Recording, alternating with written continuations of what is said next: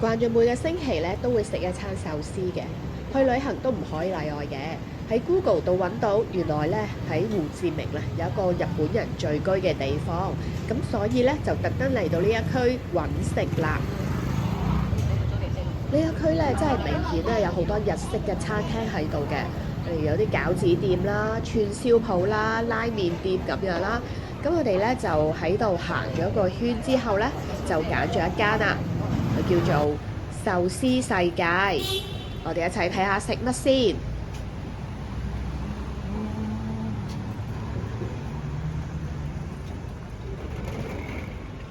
呢間餐廳咧就有2層嘅，上嗰個層就已經滿咗，因為食 lunch 時間。咁我哋只可以坐喺咧下低吧台嘅位置，睇下 menu 有咩食先。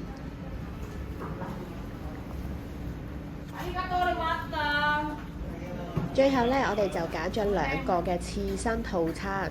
咁佢有刺身之外咧，仲有湯啦，有蒸蛋、沙律飯，同埋有2個前菜，都好夠食嘅。圍埋就大概港紙85蚊到啦。食完嘢之後咧，就去咗行郵政局喎。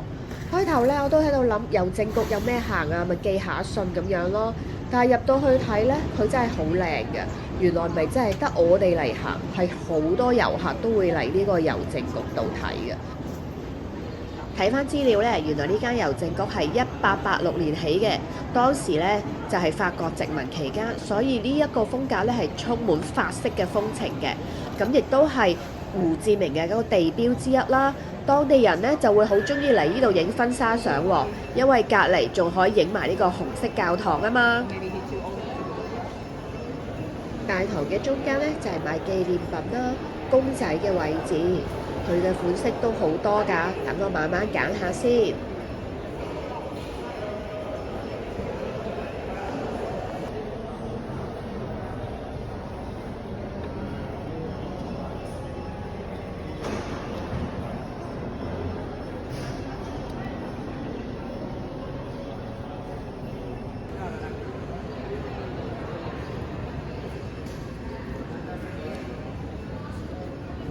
最後咧，我哋都決定揀一張明信片寄翻香港俾自己嘅。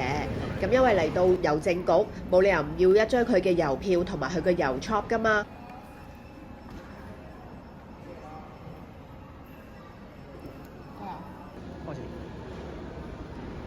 寫好晒之後咧，就去職員嗰度買郵票。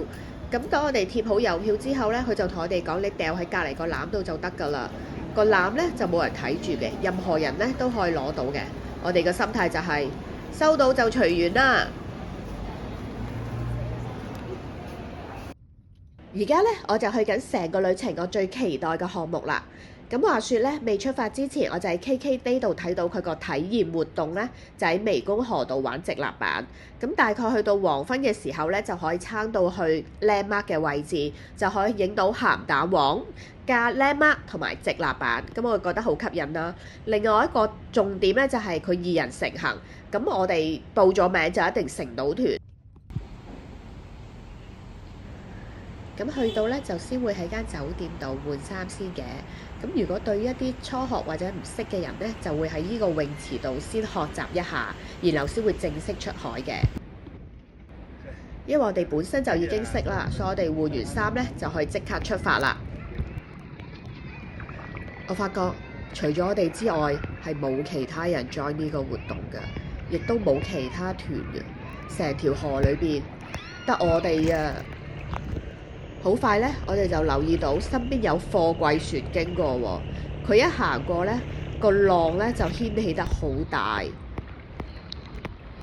跟住好快咧，我哋就見到一個警察嘅船向我哋駛埋嚟。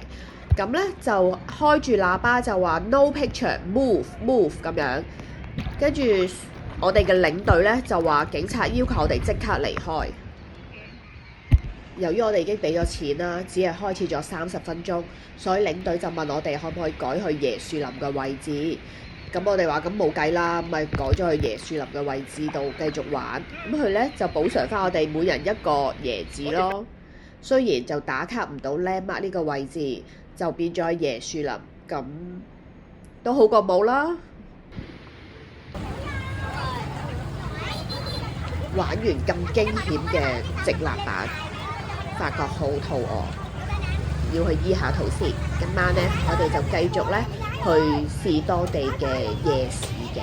我覺得呢個女仔好靚啊，我就因為佢好靚咧，我幫襯咗佢2塊呢個蛋餅嘅。繼續去發掘不同嘅美食先。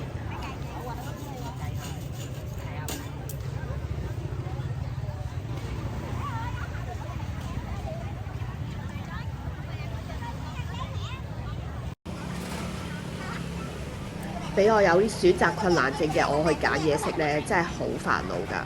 我又想食呢間，但係我又想試其他間喎。跟住我就喺度不停呢，好矛盾，究竟食多啲啊，定係食少啲好呢？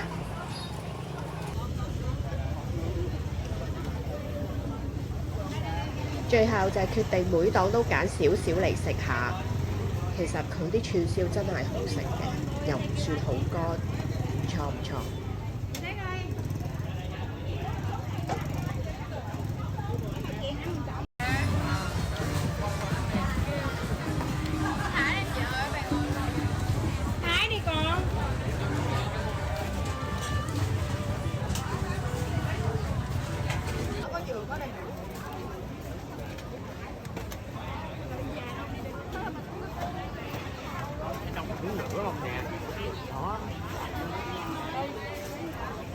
食咗一輪之後咧，已經飽飽地啦，所以我哋決定之後嗰啲咧就買翻去食啦。咁而我呢啲咁貪靚嘅呢個七彩色嘅蝦餃，當然要買啦。翻到酒店，原來大 boss 幫我安排咗驚喜喎。佢咧係有個好有儀式感嘅人嘅，咩日子佢都可以咧攞嚟做慶祝嘅日子嘅。除咗有花，仲有郵政局我睇咗但係冇買嘅貓仔啊！今次嘅旅程真係好完美啊！